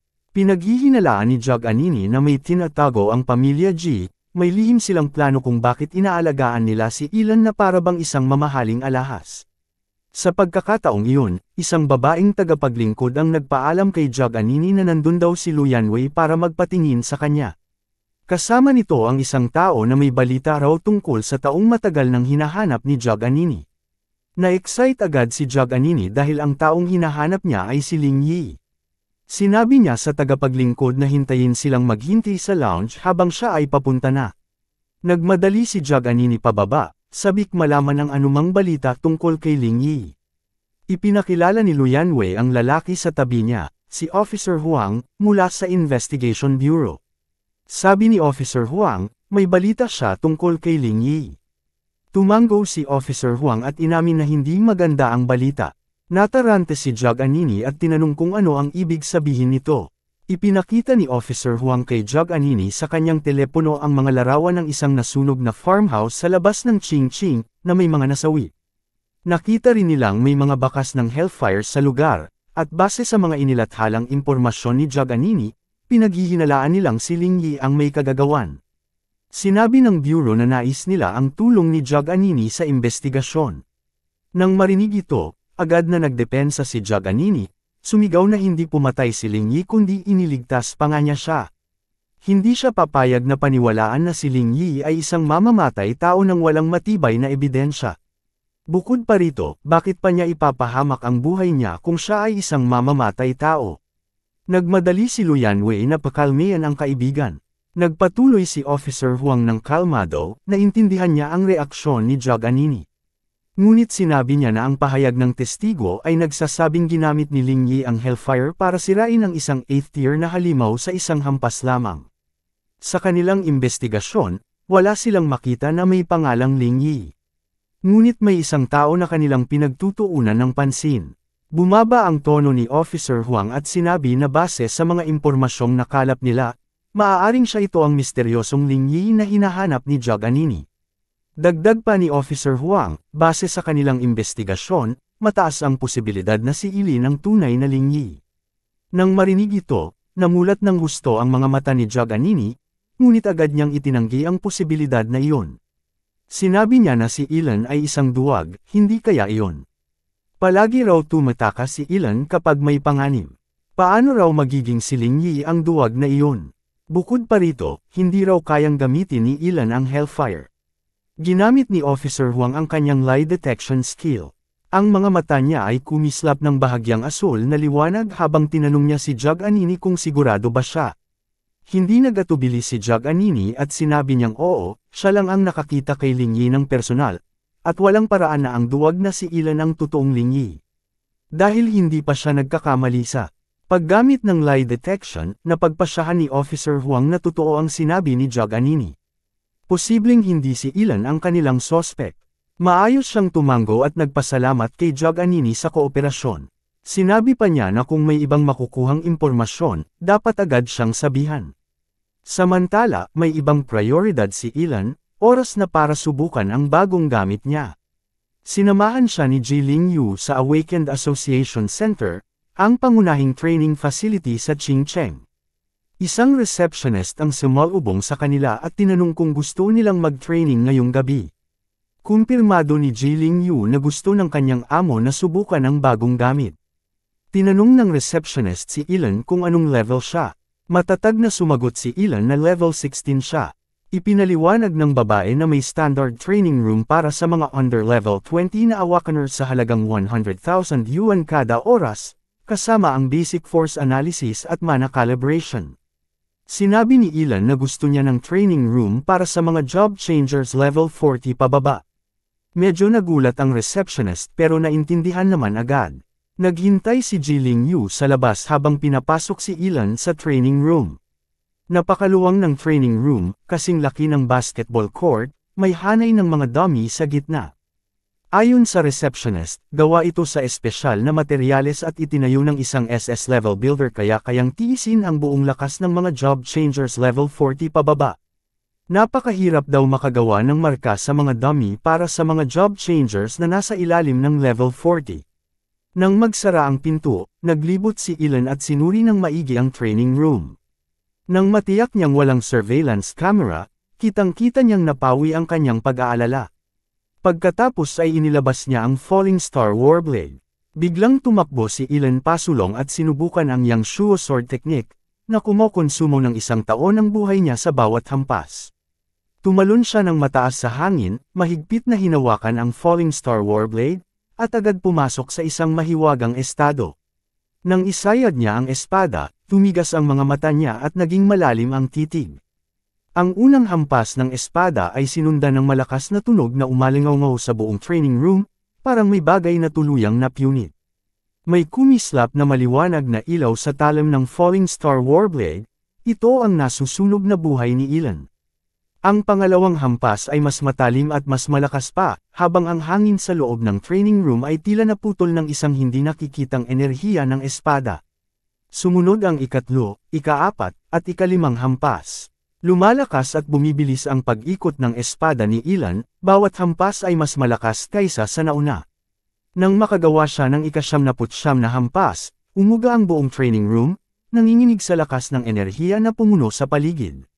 Biglang sumabog ang isang ilaw na hindi pa nangyayari mula sa talim ng Falling Star Warblade, na nagliwanag sa buong training room. Isang di nakikitang enerhiya ng espada ang sumabog mula sa talim at agad na tumama sa mga dummy sa harap, na pinuputol ang mga ito. Matapos maipa ng 79 na layer ng Yangshuo sword technique, bawat hampas ni Ilan ay napakadalas at nakakatakot. Sa sandaling iyon, para siyang Diyos ng digmaan habang paulit-ulit siyang sumasipa at humahampas. Sinabi na ang training room ay kayang harangin ang buong lakas ng mga job changers na nasa ilalim ng level 40, pero makikita sa sahig na wasak ito. Habang patuloy na sinusubukan ni Ilan ang iba pang kagamitan niya kasama ang mga forbidden spells niya, naramdaman ang bahagyang pag-ugas sa labas. Ipinaliwanag ni Jiling Yu sa receptionist na malapit na ang malalaking pagsusulit kaya gusto ni Ilan na mag-ensayo ng husto at medyo magpakasipag. Naputol ang kanilang usapan nang lumabas si Ilan. Sa training room na may ngiti ng kasiyahan. Dala niya ang dalawang forbidden spells niya, Burning Reincarnation at Longevity Sword Technique, kasama ang espada at iba pang gamit. May ideya na siya ngayon kung gaano kalakas ang kanyang kakayahan. Nagtaka si Jiling Yu kung bakit ganun kabilis lumabas si Ilan. Sinabi nito na pagod na siya at kailangan na niyang magpahinga. Gusto rin niyang malaman kung kailangan ba siyang magbayad kapag nasira ang mga gamit sa training room. Una, inakala ng receptionist na nagbibiro si Ilan. Sa tingin niya, ang training room ay ginawa para sa mga job changers level 40 pababa. Kung si Ilan, na level 16 lang, ay nakasira ng mga gamit sa loob, ibig sabihin ay hindi maayos ang kalidad ng mga kagamitan doon. Hindi naman niya pwedeng singilin si Ilan. Nang marilive, dali-daling dinala ni Ilan si Jiling Yu palabas habang ang receptionist ay bumalik sa loob para tingnan ang training room. Nang makita niya, gulat siya at nilagyan ng kamay ang bibig, lahat ng mga dummy ay nasira, pinutol at nasunog, walang natirang buo. Samantala, sa tahanan ng pamilya G, dalawang gwardya sa gate ay bigla ang inatake ng isang hindi kilalang kalaban. Isang manipis na karayom ang tumusok sa leeg ng isa sa mga gwardya, na may lason. Napasigaw ito sa sakit habang hawak ang leeg. Nakita ito ng isa pang gwardya at nagtanong kung ano ang nangyari. Hindi niya alam, may lumabas na mga kamay mula sa dilim sa likod niya, at bigla siyang nilinlang, naputol ang leeg niya ng marahas. Sumunod ang mga sigaw at dugo. Lumipat ang eksena kay President G, na nasa kanyang study nang marinig ang bulos sa labas. Nagtaka siya kung ano ang nangyayari, pero biglang pumasok ang matandang housekeeper, na may bahagyang sugat at dugo, at pinakiusapan siyang tumakbo. Habang magpapaliwanag siya, bigla siyang tinusok ng kutsilyo sa ibabang bahagi ng likod. Sumigaw siya sa sakit habang unti-unting nawawala ang lakas niya. Sa wakas, lumabas ang taong responsable sa madugong insidente, si Ken Sin. Nagbiro siya kay President G, kita na naman tayo. Galit na galit si President G at hinugot ang kanyang baril, pero bago siya makaputok, dumaan ang isang mahabang kutsilyo na may malamig na ningning na parang kidlat. Sa di makapaniwalang tingin ni President G, ang mga kamay niya ay naitaas na sa ere. Ngumiti si Ken Sin na may paghamak sa kanyang mukha. Tinawag ni Ken Sin si President G na hanggal dahil gumamit siya ng baril laban sa isang job changer. Tinanong niya kung nagkaroon ba ito ng sablay sa utak, dahil ayon sa kanya, okay lang ang baril kapag laban sa mga job changers na kakalipat lang ng trabaho, pero kapag umabot na sa level 30 pataas ang lakas nila, wala nang silbi ang baril, parang laruan na lang. Inangat ni Ken Sin ang kanyang espada, handang patayin si President G, pero biglang may sumugod na tauhan niya at sinabi na wala ang dalawang bata sa villa. Naiinis man si Ken Sin sa balita, nagdesisyon siyang hayaang mabuhay muna si President G. Para sa kanya, pag pinatay niya si President G ay parang pinutol niya ang pinakamahina nilang parte, si Jiling Yu. Pero kung hindi niya ubusin lahat ng bagay na may kinalaman sa pamilya G, babalik sila at maghahanap ng paghihiganti. Plano ni Ken Sin na gamitin si President G bilang pain para labasin ang dalawang bata, tapos sabay silang tapusin. Sa loob ng kalahating oras, halos lahat ng tao sa villa ng pamilya G, maliban kay Jiling Yu, ay naging mga patay na katawan. Nang bumalik sina Jiling Yu at Ilan sa bahay ng pamilya G, agad nilang naramdaman na may mali. Nawawala ang mga gwardya sa labas, tahimik ang buong villa, pati ang mga ilaw ay patay, na parang may brownout. Biglang naamoy ni Ilan ang matapang na amoy ng dugo kaya dali-daling pumasok. Nilinaw niya kay Jiling Yu na maghanda sa masasamang tanawin bago niya buksan ang ilaw. Natunggol si Jiling Yu sa nakita, mga patay na katawan ng mga job changers at mga kasambahay na nakalatag sa sahig na may putol-putol na mga braso at paa. Marami sa kanila ay may takot sa mukha, na parang hinarap nila ang pinakamakakakilabot na espiritu bago mamatay. Humakbang paatros si Jiling Yu, nang inag ang mukha at pilit inisip na mali ang kanilang napuntahan, hindi ito ang kanilang tahanan. Nagbabala si Ilan na mag-ingat siya habang tuloy-tuloy itong sumisigaw at dali-daling tumakbo papunta sa study ng ama niya, parang baliw. May nakita siyang papel sa mesa, hinakot ito at tinawag si Jiling Yu para tingnan. Dumating si Jiling Yu na galit na galit. Nasa liham na kung gusto niyang iligtas ang ama, kailangan niyang dalhin si Ilan sa underground black market para makita si Kenshin. Bawat 6 na oras, huhugutin ni Kenshin ang isang bahagi ng laman ng ama nila. Puno ng galit si Jiling Yu nang punatan ang liham. Nangako siyang siya mismo ang papatay kay Kenshin. Naghanda na si Jiling Yu na hanapin si Kenshin para lumaban hanggang kamatayan, pero hinawakan siya ni Ilan sa balikat at sinabi na siya ang mananagot sa pagliligtas kay President Ji habang si Jiling Yu naman ay magtatago muna. Hindi pumayag si Jiling Yu kaya inatake siya ni Ilan ng mabilis para makuha ang kontrol. Humingi si Ilan ng paumanhin at nangakong ligtas niyang maibabalik ang ama. Pinahiga ni Ilan si Jiling Yu sa sofa at iniwan ang vilya. Pinangako ni Ilan na ipapakita niya kay Kenshin kung gaano katikot ang isang curse master na hindi takot mawala ang buhay. Sa pinakamadilim na bahagi ng Qingcheng, sa underground black market, nakalatag ang mga tauhan ni Kenshin, alerto at armado. Isang itim na anino ang dumaan sa kalangitan ng gabi na parang multo at tahimik na damapo nang hindi nahahalata ng mga gwardya. Si Ilan ay nakaitim na damit, itim na sapatos, at may itim na tela na bumabalot sa mukha. Halos tuluyang naghalo siya sa dilim ng gabi. Marami ang gwardya, pero kung makakapasok siya ng tahimik at mahuli si Kenshin na hindi handa, may pagkakataon siyang patayin ito ng walang gulo. Pero habang iniisip niya ito, biglang may isa sa mga gwardya ang tumingin sa kanya. Nagulat si Ilan dahil hindi niya maintindihan kung paano siya natuklasan gayong perpekto naman ang pagtatago niya. Itinuro ng leader ang baril sa itaas ng ulo ni Ilan, sa isang nakatagong kamera, at tinanong kung anong panahon siya nanggaling dahil nagtago siya sa anino ng ganon. Lumabas na may mga surveillance camera pala sa buong lugar na may infrared night vision. Medyo naging pabaya si Ilan, pero para sa kanya, walang problema basta mapatay niya ang lahat ng ito. Lumapit siya sa grupo, at sinabi ng mga ito na matagal na siyang inaasahan ng kanilang pinuno. Kaya dali-daling kumilos si Yelan nang hindi nagpapansin. Pinaganya niya ang kanyang apoy na sumpang muling pagkabuhay, at isinakripisyo ang isa niyang kidney. Mabuti na lamang at ang kanan ay muling tumubo. 3 ang sabay-sabay na nagpaputok sa kanya, pero mabilis siyang yumuko at naiwasan ang mga bala. Dahil sa kanyang kakayahan, kumapal ang usok sa paligid. Bigla siyang umatake, dahilan para mahirapan ang mga kalaban sa pagsubaybay sa kanyang galaw. 2 sa kanila ang agad niyang napatumba gamit ang mabilis niyang strike technique. Plano niyang tapusin silang lahat upang manatiling lihim ang kanyang kapangyarihan. Sumugod si Yelan at tinamaan pa ang mas maraming kalaban. Ngunit bigla na lang may nagpakawala ng isang wind-based slicing spell, nagulat siya sa bilis nito. Napansin niyang ang gumamit nito ay isang wind element user na lampas level 32 ang rango. May mga lalaking may hawak na espada ang hamarang sa kanyang daraanan. Isa sa kanila, na may mahabang buhok, ang sumigaw, ang kapal ng mukha mong pumasok dito ng mag-isa. Hindi ka ba takot mamatay? Tumawa ang kasama niyang isa, at sinabi na dapat nilang hulihin si Yelan ng buhay. Matapang na sumagot si Yelan, mukhang sila ang malas, dahil dala niya ang kanyang espada.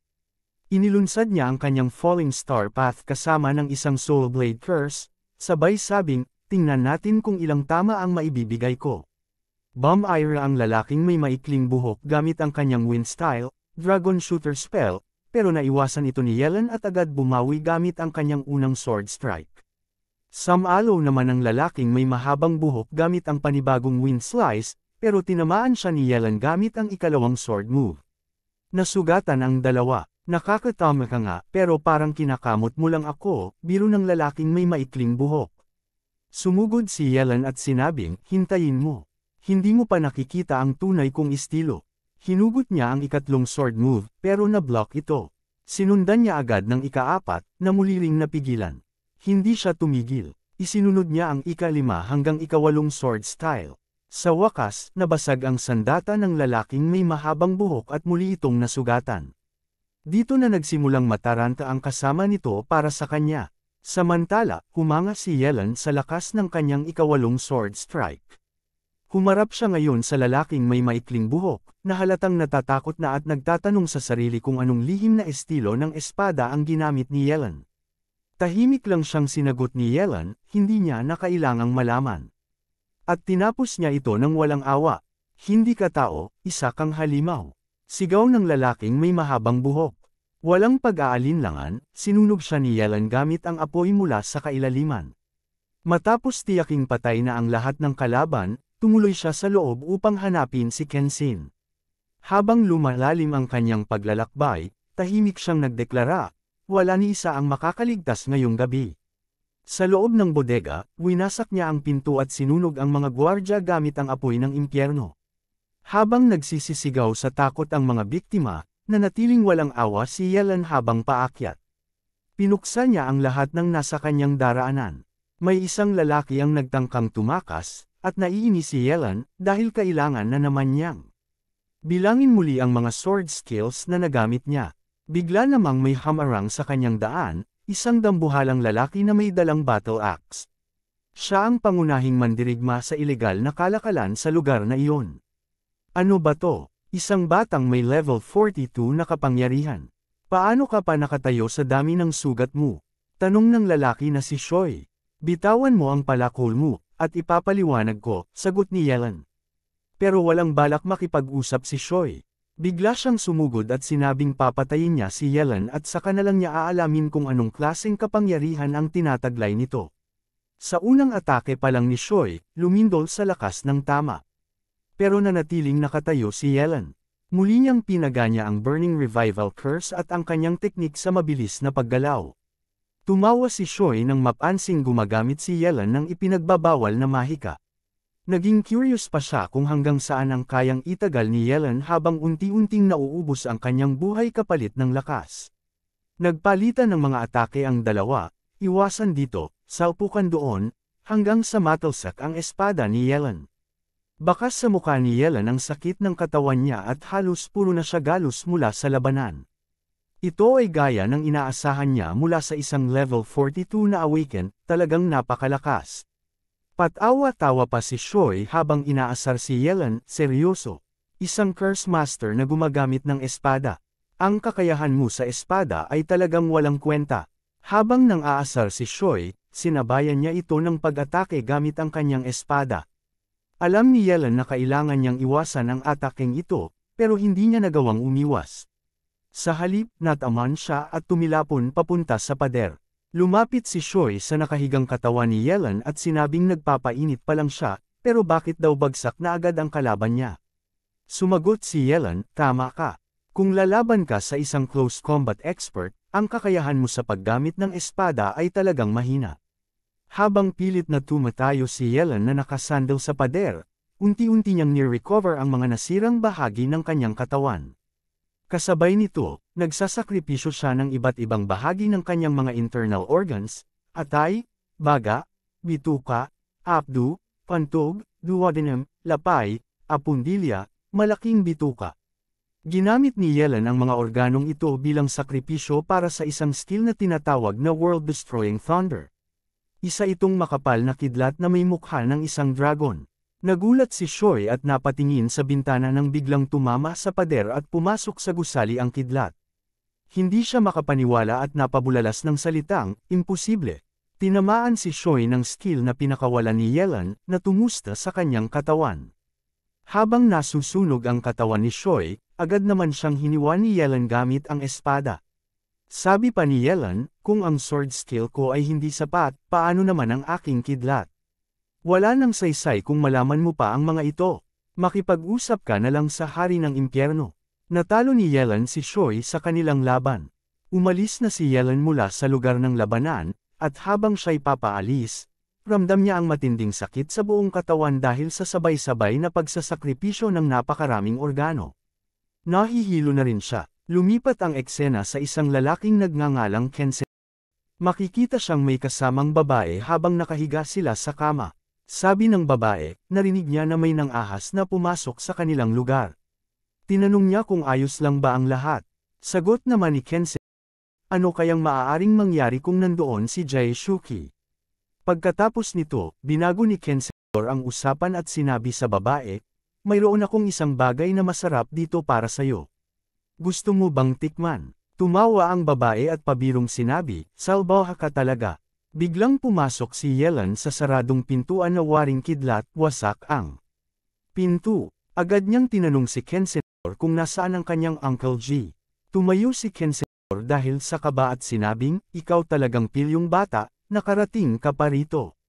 Nasaan si Jae-shuki? Biglang umatake si Yelan habang sinasagot ang tanong ni Kensenador, patay na siya. At ikaw na ang susunod. Habang nasa ere, inilabas na ni Yelan ang kanyang espada. Ngunit nasangga ito ni Kensenador at hinawakan lang. Patawa-tawa pa siya at sinabing, marami nang nagtangkang pumatay sa akin, at hindi ka karapat-dapat, pilyong bata. Sinakal ni Kensenador si Yelan at ginamit ang kanyang skill na heavy power, break and grasp. Sabi pa ni Kensenador, bata, alalahanin mo ang leksyong ito para sa susunod mong buhay. Huwag mong lalabanan si Kensen. Nang mawalan ng malay si Yelan, agad niya itong hinagis sa sahig at sinabing nasayang lang ang kanyang oras. Pero biglang bumangon muli si Yelan, bagay na ikinagulat ni Kensen. Habang dahan-daw ang tumatayo si Yelan, hindi makapagsalita si Kensen. Gulat niyang tanong, ikaw, hindi ka papatay? Sumagot si Yelan, patay. Nagsisimula pa lang akong magsaya. Sinakripisyo ni Yelan ang kanyang kaliwang mata para sa curse spell, Eyes of Eternal Freeze.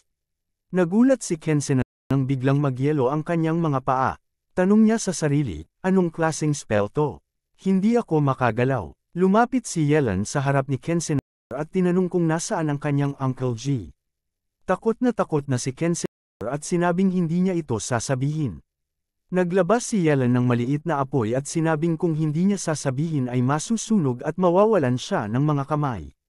Nag-apoy nga ang dalawang braso ni Kensen, habang ang kalahating bahagi ng kanyang katawan mula sa paa ay nababalot pa rin ng yelo. Habang pinapahirapan ni Yelan si Kensen, pumasok muli sa kwarto ang babaeng kasama ni Kensen kanina. Ngayon ay may kasama siyang lalaki na tila bihag, nakapiring, may takip ang bibig, at nakatali ang mga kamay sa likod. Sabi ng babae, tama na. Pakawalan mo siya o kung hindi, babarilan ko ang lalaking ito. Napalingon si Yelan at sinabing, gusto mo palang maging matuwid. Anong gusto mo, magpalitan tayo ng bihag. Habang papalapit si Yelan sa babae, banta nito, huwag kang lalapit, kundi babarilan kita. Pero tuloy pa rin si Yelan sa paglalakad habang tinatanong kung ayaw ba talaga nitong makipagpalit ng bihag. Sumigaw si Kensen, hindi ko kailangan ng babae. Umalis ka na dito, pero hindi natinag ang babae. Pinagbabaril niya si Yelan, na patuloy pa rin sa paglapit. Bumagsak si Yelan dahil sa mga natamong bala.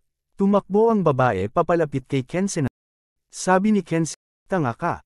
Umalis ka dito, hindi mo siya mapapatay. Pagkarinig ng babae sa sinabi ni Kensen, nabigla siya. Ano? Sa likod niya, nakatayo muli si Yelan, papalapit sa bihag. Gumamit ulit si Yelan ng kanyang ice skill at pinatigas ang kamay ng babae kung saan naroon ang baril. Sumigaw si Kensen, kung gusto mo akong patayin, ako na lang. Ang babaeng ito ay, pero bago pa niya matapos ang sasabihin, pinugutan siya ng ulo ni Yelan. Sabi ni Yelan, masyado kang maingay.